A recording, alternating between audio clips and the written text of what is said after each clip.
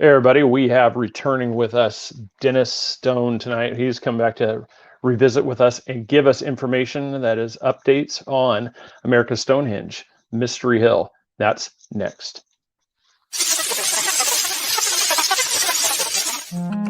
Welcome to the Three Beards podcast. My name is Craig, along with Austin and Chris.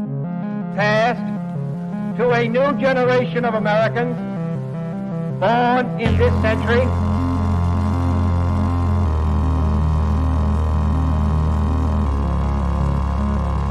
Let me out. I am afraid that is white.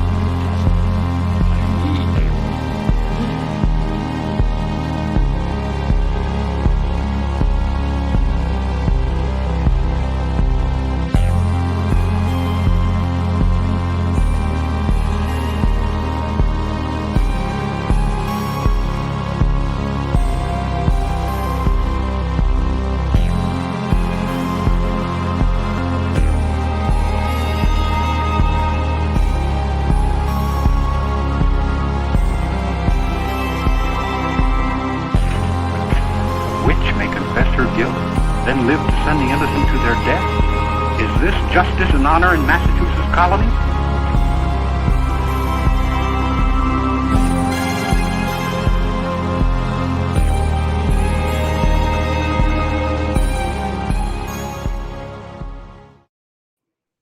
All right. Well, hey, on camera, we're going to be Chris here for a little bit.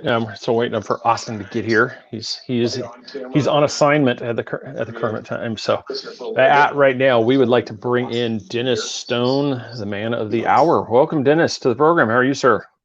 I'm doing good. Thank you for having me on this evening. Good to see both of you. Yeah, dude. Well, Austin will be there. He's got a couple things he has to take care of, and then he'll be joining us here in a second. So, yeah, we reached out to you.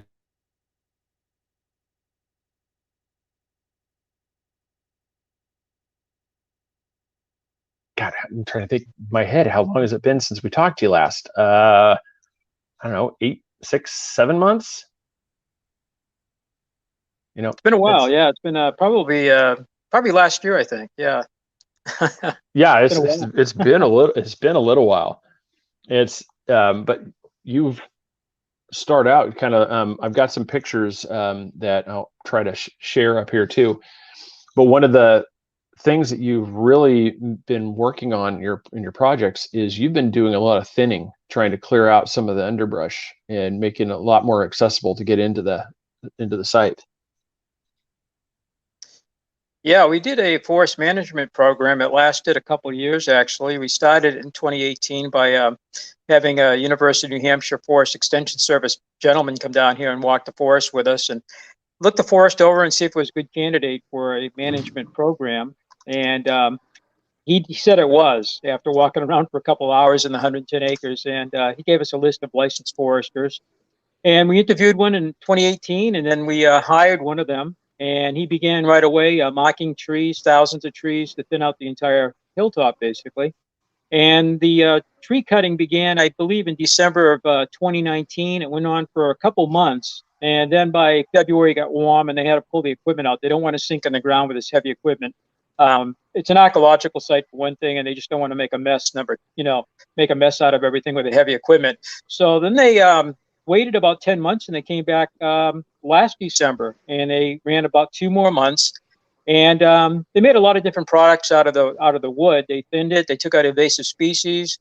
And one thing we really wanted was the astronomical alignments opened up, really wide so you can actually view them.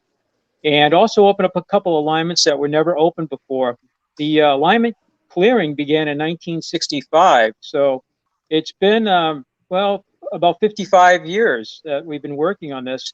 And some of the alignments just never got cleared because you have to clear between maybe 800 to 1,000 feet to get through so you can see the horizon on each of the clearings. And they have to be, probably 100 feet, 200 feet wide, actually. So you can actually watch the sun go across the sky as it sits or rises over a monolith. And we have about 57 different alignments with the sun, moon, and stars. So there was quite a bit of clearing up there. And we're very, very happy with the program, what they did. And it looks so much different up there today. And I think Google Earth, I haven't looked at the latest Google Earth to see if they actually took a picture recently, but it should look significantly different when you look at the satellite image, you know, of the whole hill. It'll look pretty impressive, I think. Yeah, I got one of the pictures right here. I'll bring up there to people to see. Oh, wow. Right. Really Oh, cleared it yeah. out. That's a summer solstice sunset. We opened that up about 1973. And although the picture probably doesn't do as much justice when you get up there and you see it in person, you know, one of the things people that have been up there before, and they go like, oh, wow, you can really see it now.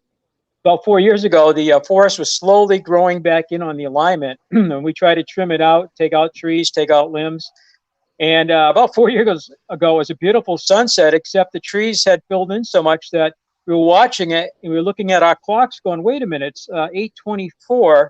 We should see the sunset on the top of the rock. And then we looked, it was like 8:24, 8:25. It's like, hey, it's already set. And we missed it because of the trees growing in the way, the branches and everything. So it was like, oh my God, we got to really clear this out. So this year on the summer solstice, which is coming up in about 5 weeks, if the weather's good, it should look pretty amazing.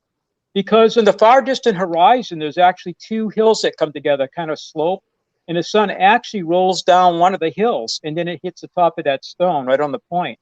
And we were missing it for decades. When we first opened it up around 1973, you could see it was pretty wide. And again, over the years, the trees start growing in, the limbs start growing out, and the trees actually start bridging the gap. They grow towards the clearing, and then all of a sudden you start to lose your alignment.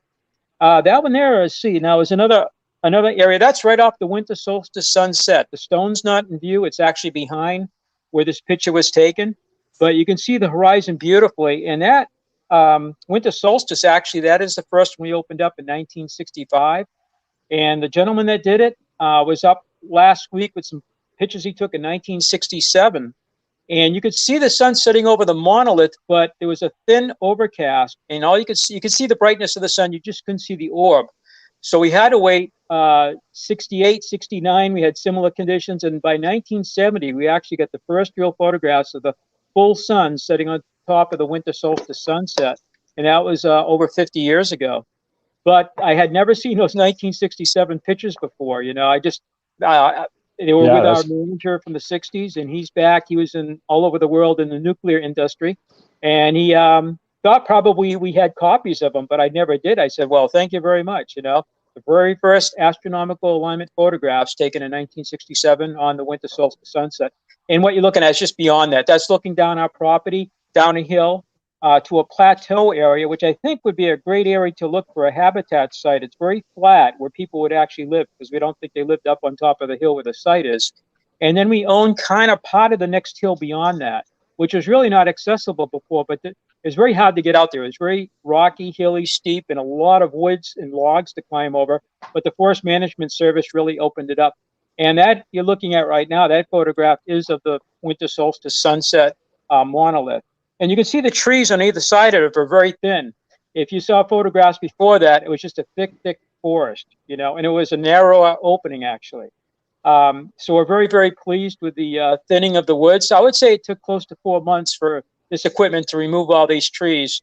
I tried to do it myself over the years, even when I was working at the airlines, but the trees are growing quicker than I could cut them. You know, it's like a lawn, you know, you never catch up with it. And so one of our archaeologists, Dr. David Stewart Smith, told me almost 10 years ago that he had his property done up in New Hampshire, about 25 acres. And he said, you got to get a licensed forester. These guys are reputable. Don't get a fly-by-night organization. They'll make a mess out of your woods. And he goes, you know, I had my property done, and it looks wonderful. And it forms like a canopy of trees. It's healthy for the environment, for the trees. The other trees will grow better. The animals seem to love it. And it's about biodiversity, too. So we have fire lanes. Not only the astronomical alignments, we actually have roads out there that fire trucks can get out. 11 years ago, right after my dad passed away, there was a 15-acre fire out beyond that winter solstice that you're looking at, and it almost got away. About 15 acres burnt, and they had fire trucks from 30 miles away coming down here to try to put the fire out, and they had a hard time accessing the fire because we just had snowshoe trails, and they're trying to drive trucks on the snowshoe trails, and it was really difficult.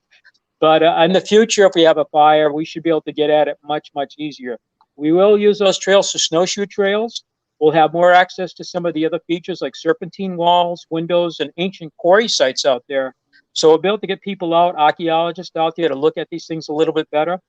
And one other thing about the clearing is we are worried about trees causing damage when they fall on top of chambers, stone structures, stone walls, and some of the astronomical alignments. So what we did is we had them back trees away from the walls, because when they uproot, they pull things down, and also they fall on walls. So we really, really opened it up. That picture is in what we call the 15 acres where the astronomical alignments are, and that's the last thing that they cut. And I've been picking the debris up from there, because they were pretty good about cleaning up, but I still spent about the last 3 or 4 months just cleaning up debris in the 15 acres. And what you're looking at is a serpentine wall. It's shaped like a big S. The closest to you on the right, you see a kind of a boulder. It's a glacial boulder, but it's shaped in a triangular shape. And it's actually the head of a serpent. And then it goes off to the left, it goes back to the right. In the far distance, it goes back off to the left again, about 140 feet away. And it's the S-shaped serpent wall. And we only discovered this in 2016. We've been walking by it since we opened up the pathway in 1970 and never noticed it.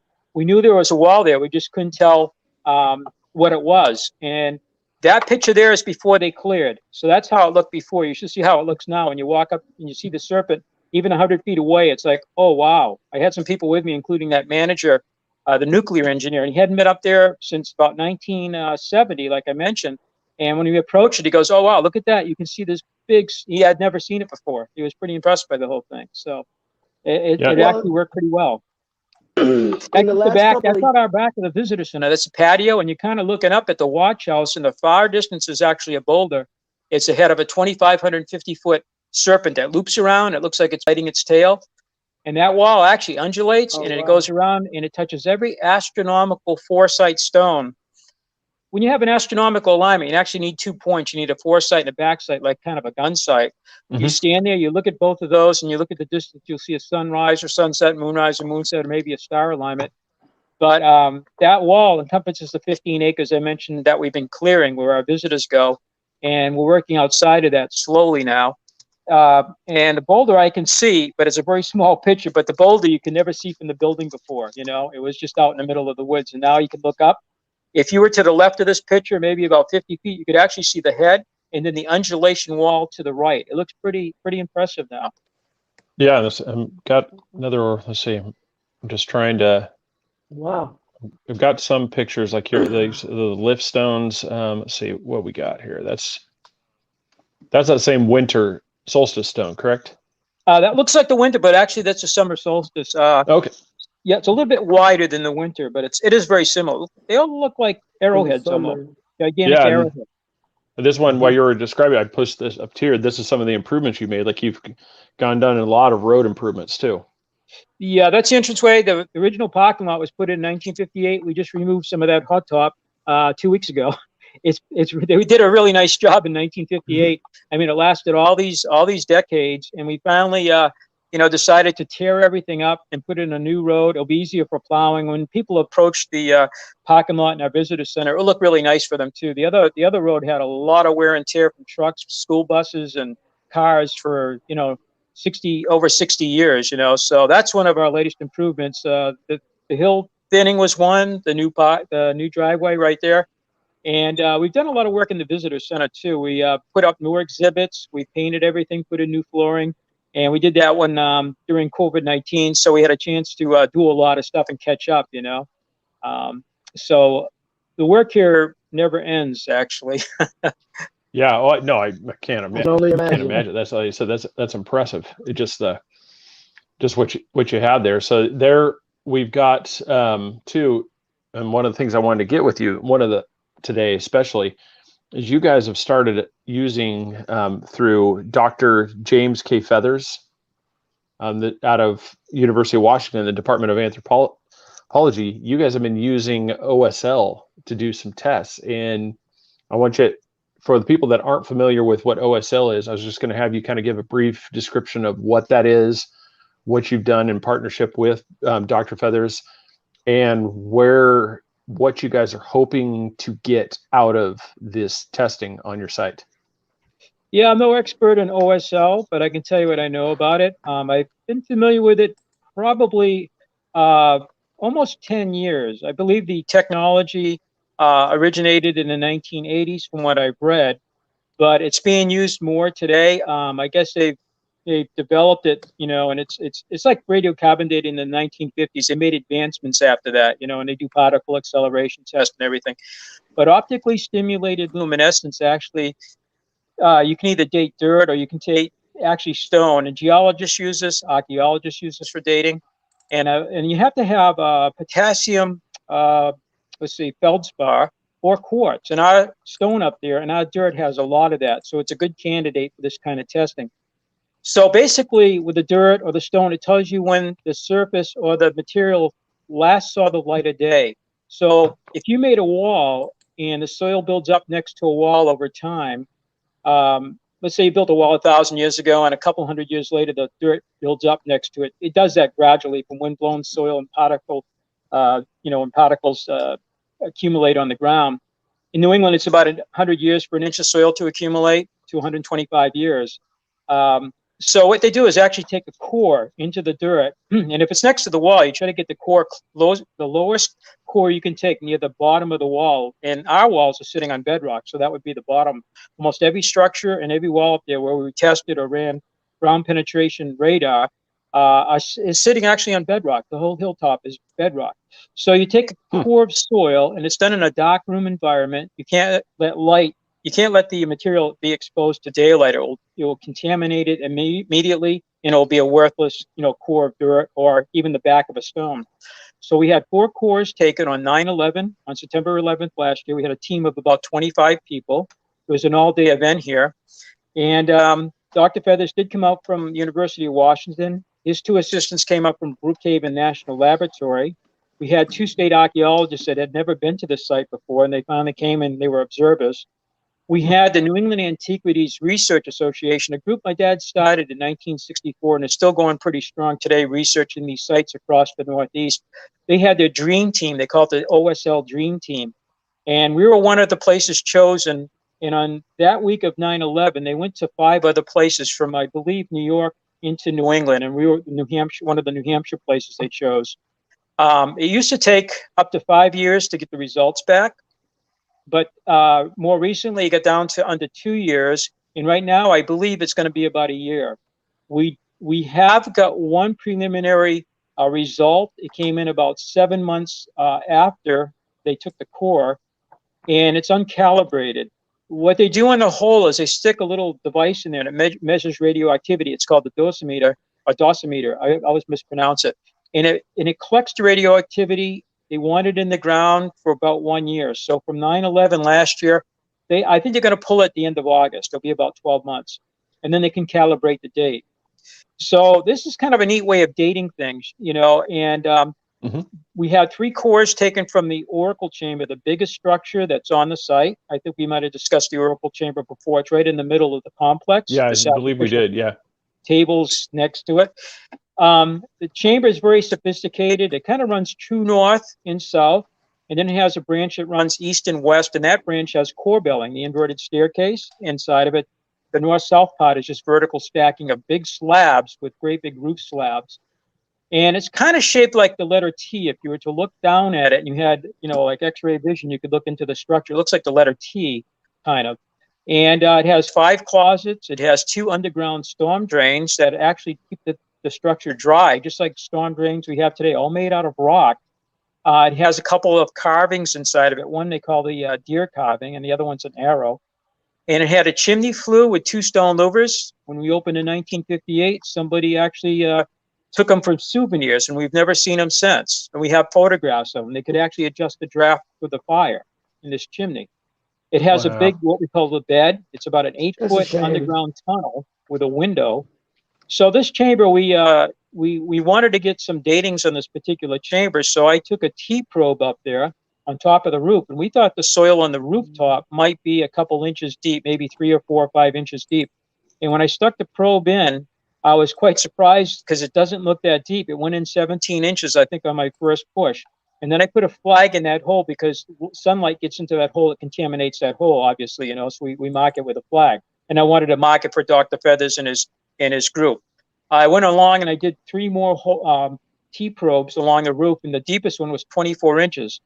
And one of the gentlemen, you've talked to him before, Dave Brody, he was part of that team. And he says, Dennis, we have to have a certain depth. to make this particular type of testing work. So when I gave him the numbers from 17 to 24 inches, he goes, I think that's going to do it. It was a total shock that it was that deep. We just thought it was a couple inches. When you look at the chamber, it doesn't appear to be up to 2 feet of dirt on top of it. And then the question is, when did the dirt get on top of it? Was it, when right after the structure was made, did the dirt start accumulating right away? Or did somebody, shovel it up there at some point later? We just don't know. But they took, they took one core from the roof, and it was at the bottom, right on top of the roof slab. So that's as far down as it could go. That core has not been, no results of that core yet. We're excited. I think it'll be in June for that core and the next 2 cores. The other 2 cores are inside. One of them was inside of a closet, and they actually removed the stone. And instead of dirt, they actually used the backside of the stone that was against the dirt. And hopefully nobody ever disturbed it in the past. And it did have that potassium feldspar and the quartz on it. So that stone was taken away to the laboratory. And again, no results on that yet. Then the other one was taken along the wall on the way to what I mentioned, the chimney flue. It's on the left wall edge into the main part of the chamber. They actually removed another rock, I believe. And I think that rock also was removed. And then where those rocks were and where that core was on top, the dosimeters are there. And one of them in front of the watch house, which is at 2,550-foot serpent. It's the end of the serpent's tail. It does one more undulation or hump. It does a 90-degree twist. And they took the core from that wall. And about a little over a month ago, we got back the preliminary results and the dirt was taken near the top, not towards the bottom where the older dirt would be. Again, the oldest dirt is the lower part where it first accumulates, and then it very slowly comes up. That is if nobody went in there and shoveled the dirt one day all up against the wall, and then if they do a excavation, we can see if there's any stratigraphy. Because if it was a slow accumulation of dirt over time, you'd have very dark humus, the duff on top, and then you get into a lighter color band, and then a lighter color band of dirt, and then a lighter color band above the bedrock. And we can match that up against about 100 shovel test pits or STPs that we've done since the 1990s. We can actually, we can actually look at that, and we can look at, we have taken at different parts of a hill. If it's undisturbed and it's been a slow accumulation, then the wall was sitting there for a while, and then over many decades or centuries, the soil built up, and then, they got that core near the top. And the date on the core was between 1400 and 1600 AD. And at first I was a little disappointed it didn't go back much earlier. But again, the wall was there before the dirt accumulated. It could have been, we don't know how much earlier. But this date puts it back before the Patty family. A lot of the skeptics and critics over this last century had said, well, the Patty family must have built everything. Jonathan Patty and his 6 husky sons. Actually had 5 daughters, and he had 2 sons. One son died at 17 years old. But they give him a lot of blame or a lot of credit for building this site, because the site really shouldn't be here. So from 1400 to 1600 is also pre-colonial in New Hampshire. New Hampshire, I believe, becomes a colony in 1623. And this area doesn't get settled until the 1700s, the early 1700s. And the Patty family on this hilltop doesn't begin until 1734. So that date range right there, even if it's towards the later part, towards 1600, is still well over 100 years before the Patty family arrived in America from England, actually. Wow. So it's pre-colonial, it's pre-Patty, and it could be before Columbus too. And if the wall was sitting there, and it was exposed, and then very, very slowly the soil built up, it could be sitting there, hundreds of years before that date too. In August, we'll get the dosimeter out of there. We'll send it to the University of Washington with Dr. Feathers, and then they'll get a much more accurate date. I think they'll nail it down to a smaller time period, because 200 years is kind of a wide, time period for that, So yeah, we had Dave Godsword just mentioned on there that I have to scroll up here to find because I just scrolled past it, but he said that it was 1959 is when those were taken by Roland Wells Robbins. I couldn't quite hear you said David Godsworth mentioned something about 1959. Yeah, that Roland Wells Robbins removed the Oracle Chamber flute shutters. Well, we never got them back, and my best recollection is that from what my dad told us is that they were taken by somebody, and we've never got them back at all. Whoever took them, they didn't return them to us, But I do have the photographs of them. In fact, they're on this phone, right? I took some just recently for our manager from the 1960s because he was talking about those too. So I sent them some photographs I had from William Goodwin's book, in 1946, The Ruins of Great Ireland and New England, which has many, many pictures of this site, including those 2 stone movers. Yeah, one of the ones you kind of touched on what you anticipate from the dates. What do you think is going to be the biggest surprise for you when you get this information back from these testing? What are you hoping for? I think this will add to our knowledge about the site, the dating of the site, and potentially it could be a game changer. I mean, this is very scientific. We used ground penetration radar with this project to actually map the subsurface where we ran the radar over the oracle chamber, and we have it all mapped out where these cores came from. We also had the LIDAR. We did 15 acres of LIDAR, and that day both the LIDAR people were here, Tom Elmore, and then we had Radar Solutions International with Doria, with her radar and her assistant, and she was up there mapping it. So we collected that data of the surface as well as the subsurface of where these cores were taken. So if anybody has any question where they came from, we have that information. But it could be game changing, I think. And I've talked to David Brody about this too. I said, if the dates come up very interested, if these cores are not contaminated, that's a possibility too. Somebody could have disturbed the soil, during the time of Mr. Goodwin, before or after Mr. Goodwin, perhaps. But if the cores are valid and they're not contaminated, I mean, we're real excited to see what the dates are. But if it's pre-colonial, pre-Patty, that kind of shuts down that whole thing that this is just some colonial or post-colonial, He was a shoemaker, he was a 5th generation shoemaker. It doesn't look like a shoe shop, doesn't look like a farm. Some people say it was, where they made the sacrificial table might have been a cider press. So this was like a cider mill, or the stone was a lye stone for making soap, so it's like the Ivory Soap Factory. It doesn't look like any of those things. To me, it's a ceremonial site, but there are about 800 sites across the Northeast. And they, I believe, have 12 sites that they've done OSL testing, and they're waiting for the results of those 12 sites, including ours right now. So it's not just our site, but to see what other sites have for dates will be very, very interesting. One in Pennsylvania was done in 2018, and it took 2 years to get the results back. So last year they got the results back, and the date range was roughly 3,000, and it was 3,000 something BC up to about 500 roughly AD. And the weighted average is around 570 BC, I think it was. I've seen 2 different dates, 450 BC and 570 BC. So that structure was kind of a stone terracing. And I believe, again, some of the mainstream said, well, probably it was made during the colonial or post-colonial time period, something fairly recent. And yet it dates back, well before Christ. And so that was a real interesting one. It could go back as early as 3,000 because they took several cores, So I think that has to be analyzed, and it has to be, what does that all mean, But I think it's going to be game changing that there's an ancient culture of stone builders in the Northeast that's been unrecognized, kind of ignored by mainstream archaeologists, ridiculed in some cases. And because of that, some of these sites no longer exist. They weren't supportive in trying to protect these sites. They would ridicule them, say, oh, they're just some crazy farmer built this thing, So it to the point where people even said, you're wasting archaeologists' time on these sites. I should be looking at valid sites. I've heard that one too, It's like, wow, Well, yeah, we've talked about that a lot, like for valid sites. I mean, you have something right here where you have a date where you're going back, like you said, before the time of Christ. I mean, you're in the BC designation. I mean, I don't know, how is that not a valid archaeological site? I mean, you look at these things, you can clearly see this was not glacier movement of rocks. There was clear, intelligent design between placements and balancing and the way things are done. So why, in that we've had in several shows, we have this thing. So why the academia is so resistant to check into these things and look at, I mean, if you can prove that it is just a stack of rocks, prove it. But until now, they're just like, I don't even want to look at it. Why? Look at it. It's right here. We've got the test. I'm like, keep going.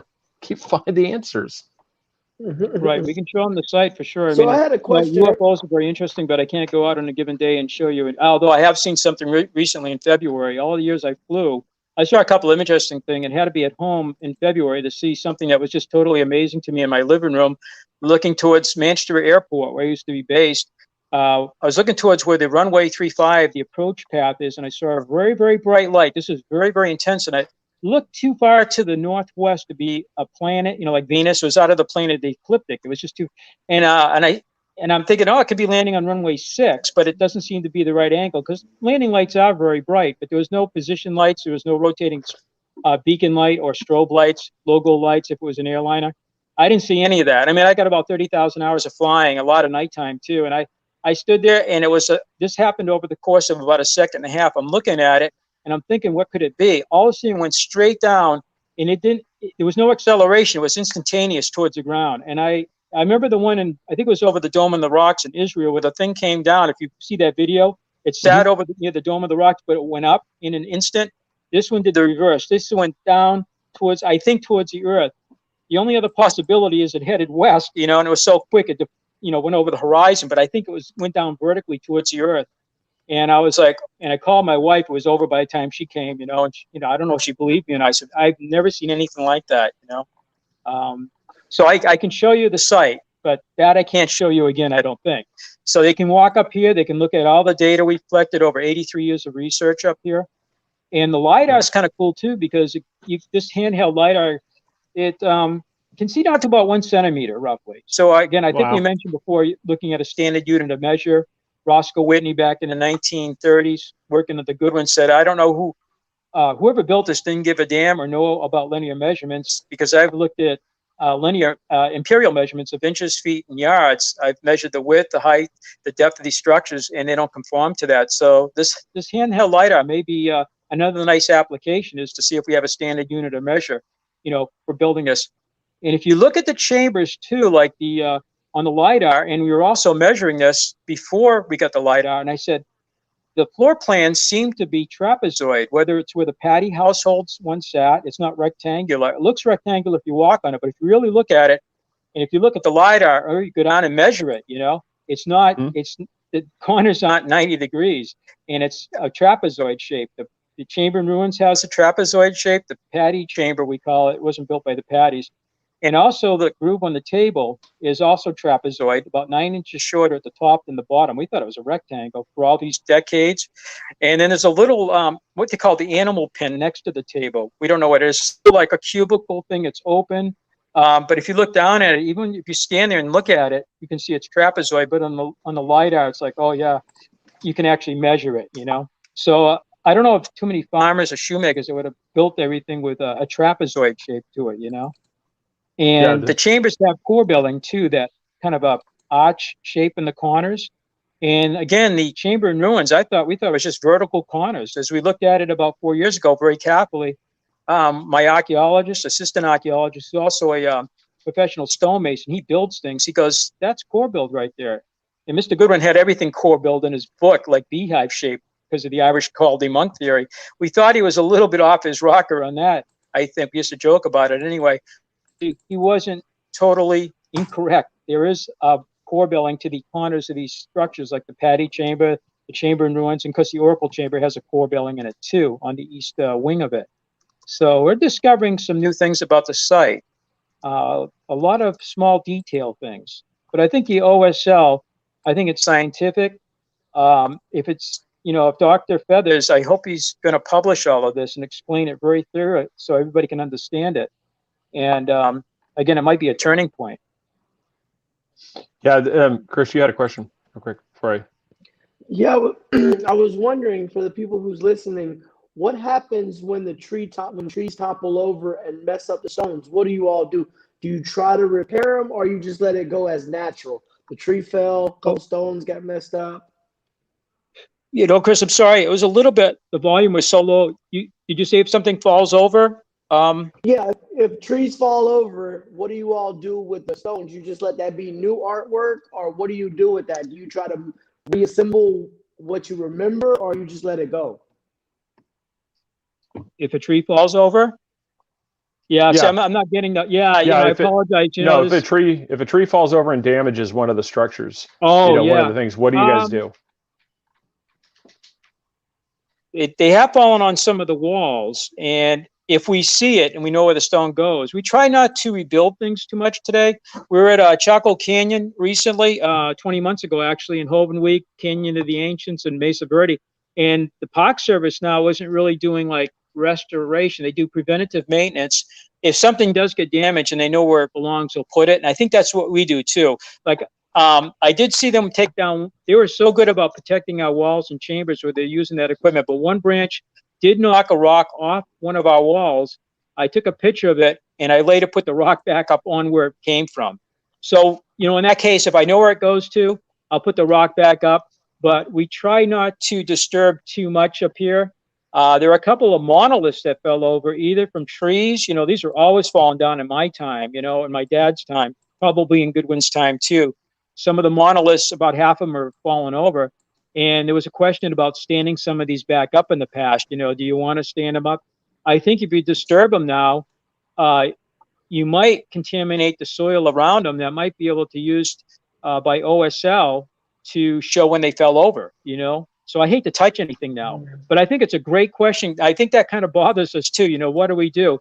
If a chamber did get damaged, I think we try to repair it for the safety of the public going into it, and probably using photographs as we did that, you know. We probably have my professional stonemason do a repair on it, because we just don't want further deterioration either. That's a good question you had, because once something gets hit, sometimes it damages it, and the thing starts to really accelerate, you know, the damage to it. So I'm not trying to give you mixed signals on that. Our thing is not to touch too much, but if we have to, we will. And in the past, Mr. Goodwin did do restoration work here, you know, and then people criticized what he did, but at least he has photographs before. We have 5 photographs going back to 1920. So when people say, well, maybe Mr. Goodwin built a lot of this, we can show you what was here 16 years before Goodwin ever visited the site. But yeah, so I mean, if something got damaged, wow, you know, we'd have to look it over and decide whether we want to repair it. I can give you an example though. What happened was the sacrificial table, the vandalism. You know, they knocked it down, 9,000 pounds. It crushed the speaking tube. So we decided we're not going to leave it like that, leaning on itself, all carved up. We were going to repair it. We did take a couple days to decide what we were going to do. We talked to a number of people, but we decided to put the table back up to its original position. We had to rebuild one of the legs because I think they used a sledgehammer to destroy all the rocks in it. So we had to get donation stones to put, but we had photographs, so many pictures of the table. We knew where it belonged. But the oracle tube itself was slowly having some stones coming loose in it. So when this table came down, it just took the whole, you know, outside near the table. It kind of flattened it basically. So we had to repair that. So that was a vandalism thing, you know, intentional. If a tree had fallen on the table and done that, I think we would have done the same thing though. We would have put it back up, you know? Yeah.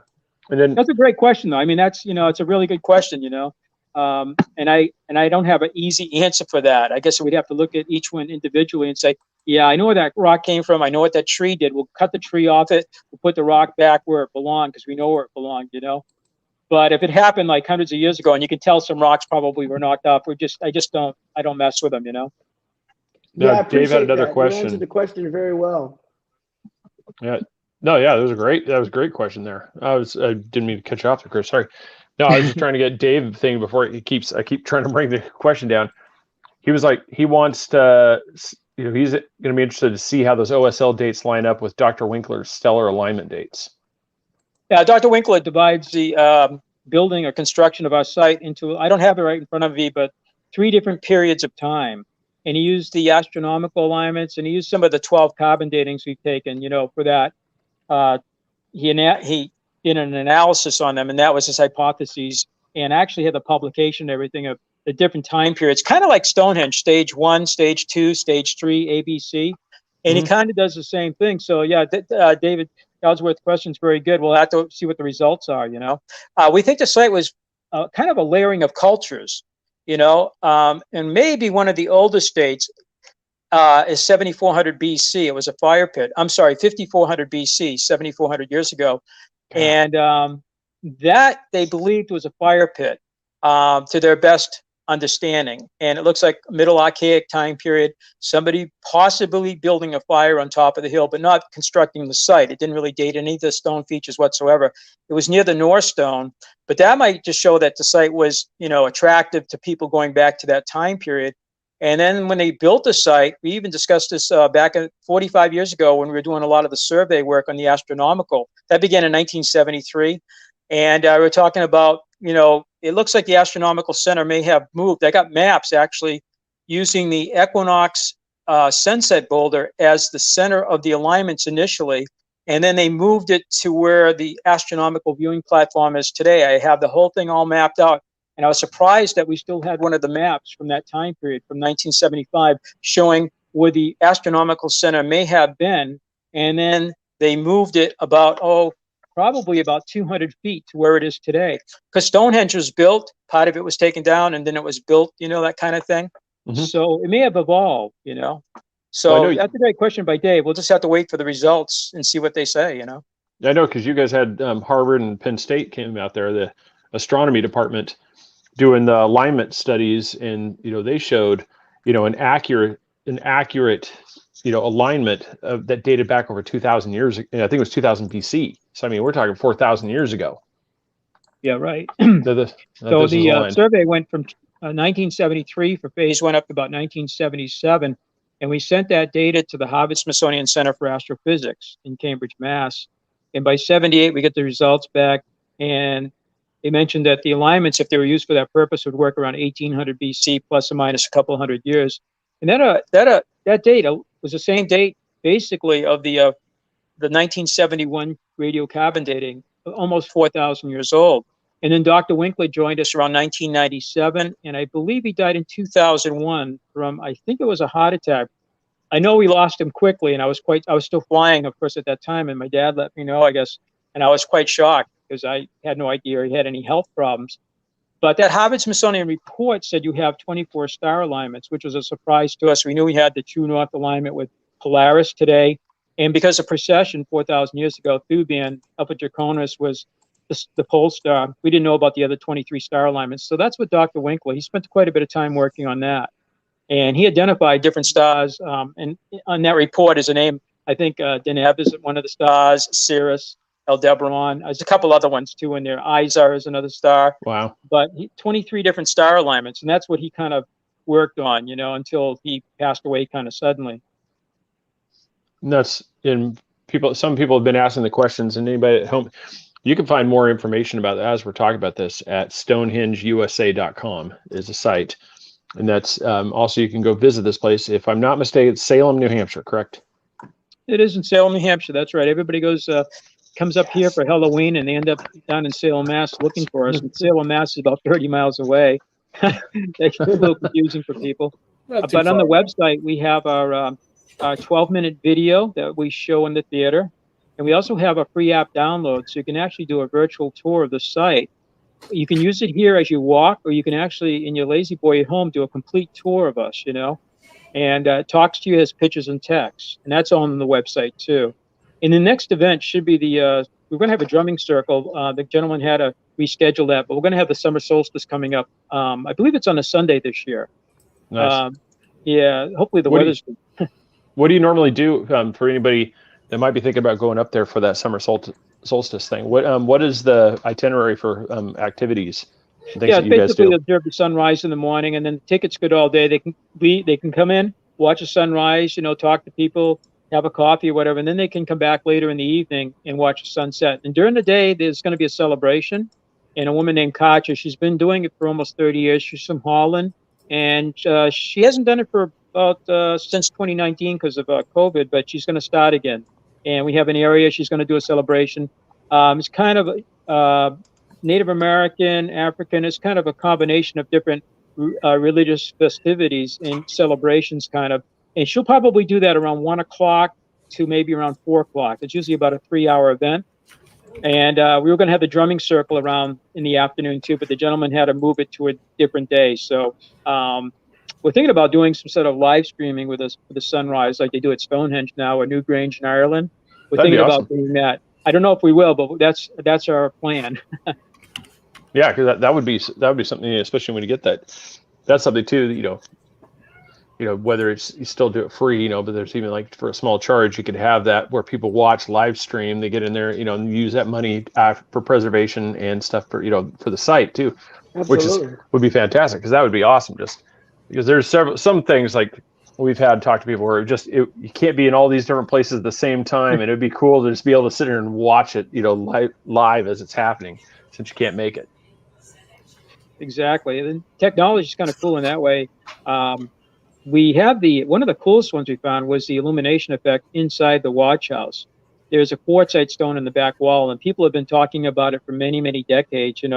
Is that stone have any significance to it? Was it used for anything? It's very, very kind of a light colored quartzy stone surrounded by more gray kind of granite, in the back wall. And 2 years ago, a friend from Texas was up, and she had a Sunseeker app on her phone. I hadn't put it on my phone, but she had it, and she went inside right by the stone and looked out and said, it should work on the equinox sunrise, probably around 9 o'clock in the morning. I'm like, oh, we're thinking more like the winter solstice, like New Grange, but or the Newport Tower in Rhode Island, which I think Dave Brody got into. But actually, it was the equinox. And so between when she saw it in the next spring, she was there in the spring of 2019, and in 2020, we had already removed some of the trees, and we had all these cameras set up, and we watched it. And to our amazement, when the sun came up, it was around 8 o'clock in the morning, actually. That's when it kind of started, just a few minutes before that.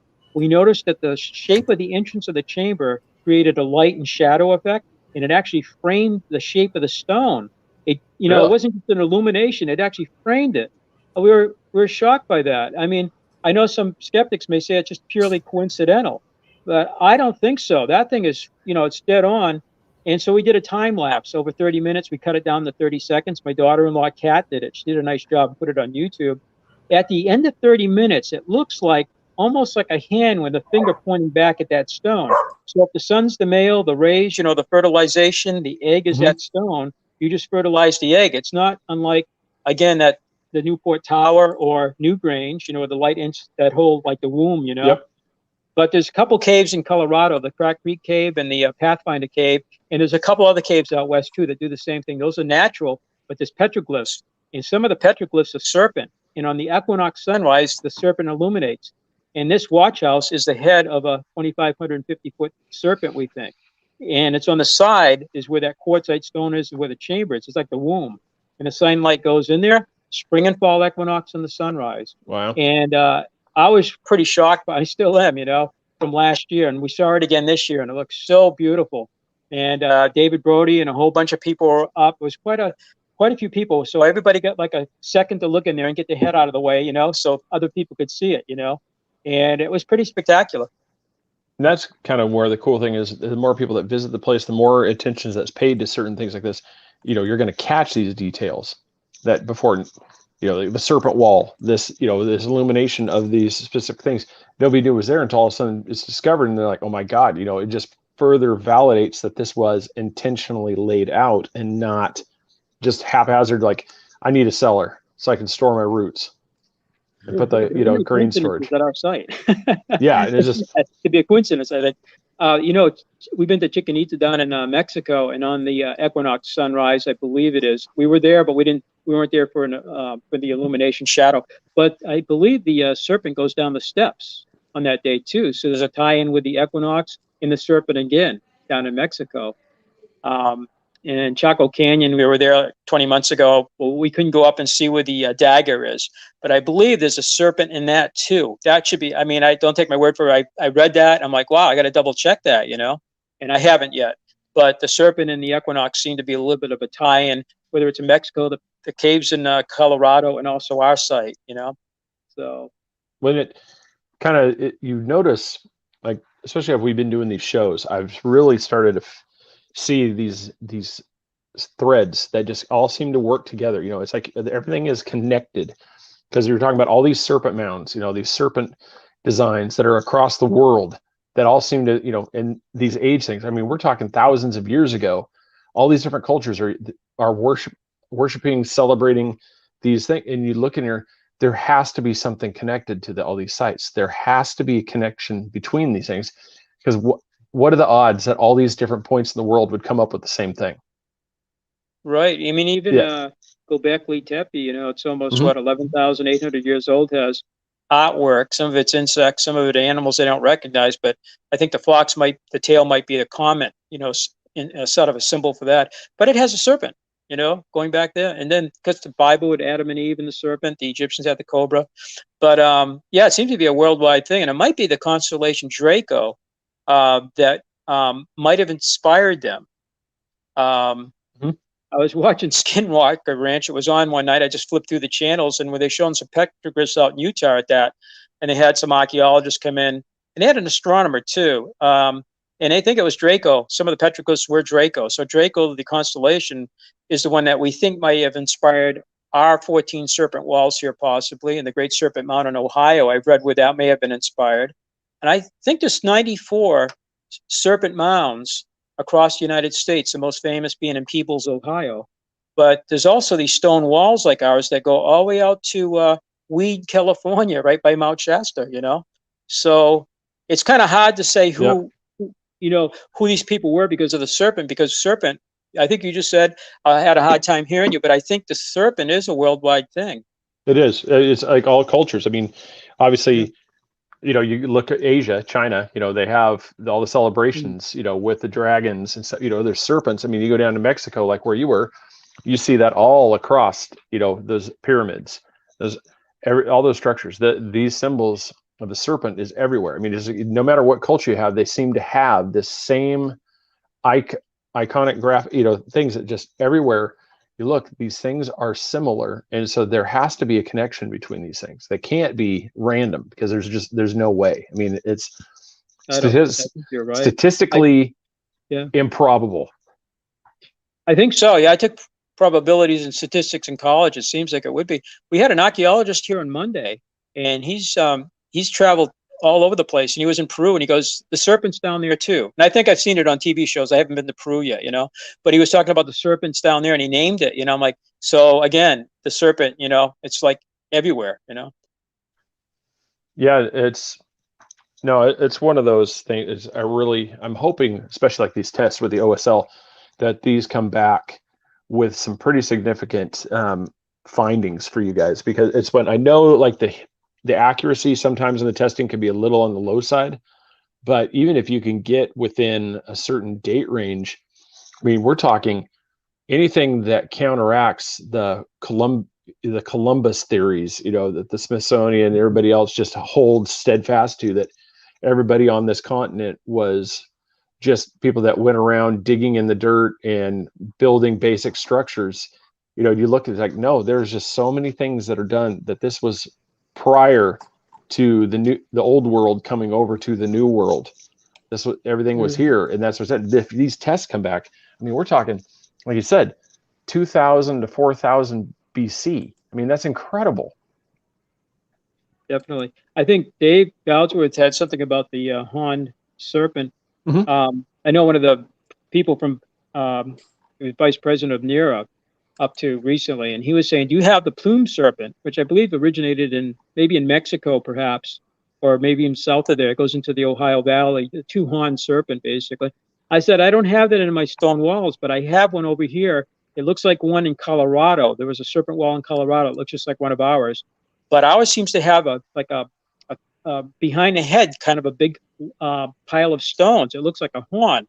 And when I looked up, and I'm probably going to mispronounce, I've been out to Prince Edward Island and New Brunswick. It's where the Mi'kmaq, and I've heard it pronounced differently, so please forgive me for the pronunciation.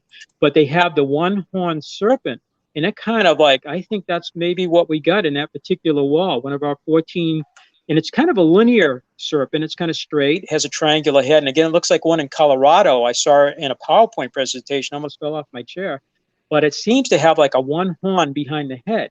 And again, that could be some tradition that came down from, you know, up near Nova Scotia and that area down here, perhaps, you know. But I just saw Dave Goudsworth had a little comment about that. I'm not sure if I answered it or not, but it reminded me of what we found with our 14 serpents.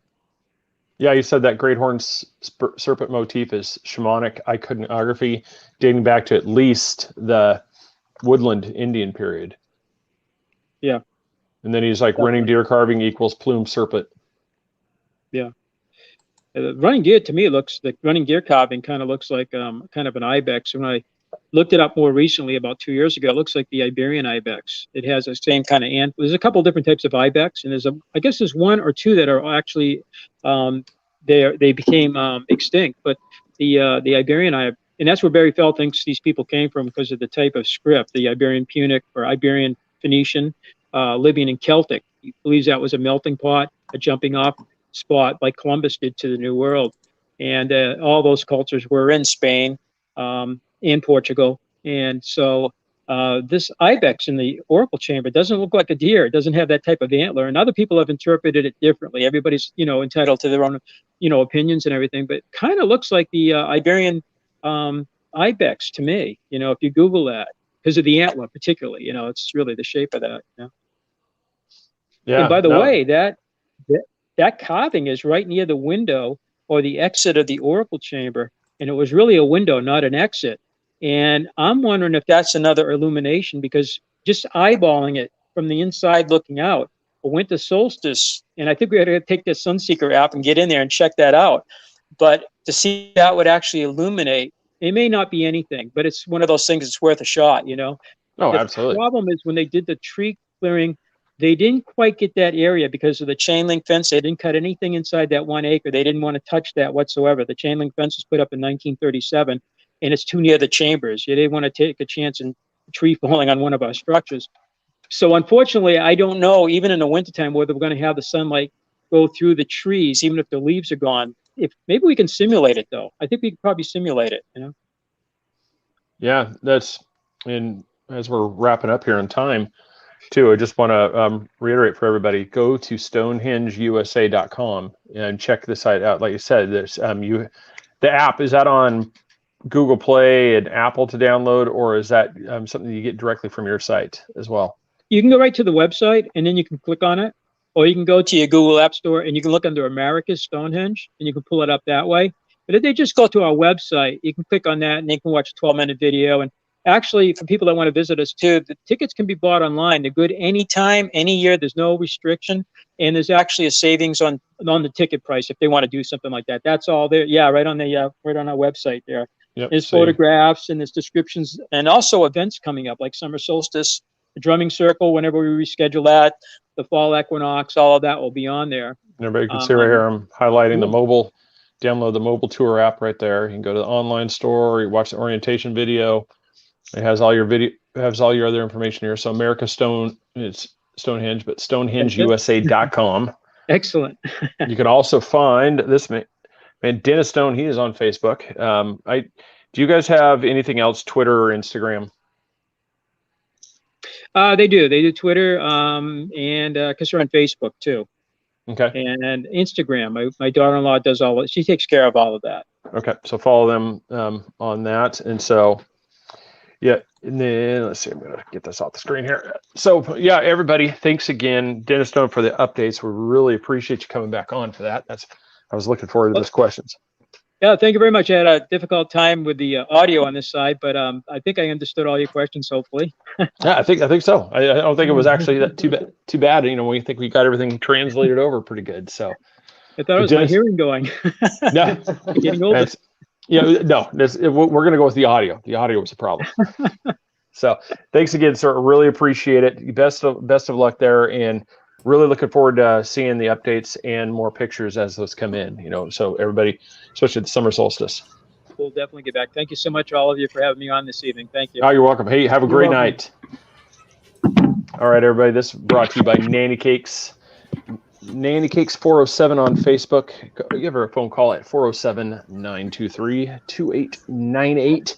I got that. I didn't even look at the screen. I'm on a roll tonight. I'm happy dancing. All right. Settle down. Calm down. Yes. No. So everybody just really, really appreciate him coming back on, giving us updates. That was fantastic. Check us out, threebeardspodcast.com. All the social medias. We are on Twitter, Instagram, 2 times. Not only just 3_beard_podcast. We are also at Beard's Vault, where we post a little bit of some of the crazy, occult, macabre type side of the podcast. We're on Twitter, same thing, Three Beards Podcast. Go figure, isn't that crazy? Facebook, we're here. Like us, share us, make the friends come over here and watch. And, I think they're going to get hooked, especially YouTube. Everybody, with everything, it doesn't seem like that big of a deal to everybody. But if everybody could go subscribe on YouTube, follow us on Facebook and stuff, it costs you nothing, but it means a lot to us because, YouTube, Facebook, everybody notices these things, and it really helps get us out there. So if you wouldn't mind doing that for us, we would really appreciate it. And as soon as Chassie sends us a picture of her ice cream, we'll put it up on Facebook as well. There you go. Yep. Yeah, she's on an ice cream run during the show. And then we're also rebroadcast courtesy of JJ Beard Company. They're on the Xeno Radio app. Patriot Radio is the station. Listen to us every Thursday at 10 p.m. Go to jjbeardco.com and thank them for doing that and check out their beard products there. Everybody, thank you for watching. Have a great night. We will see you on the next one.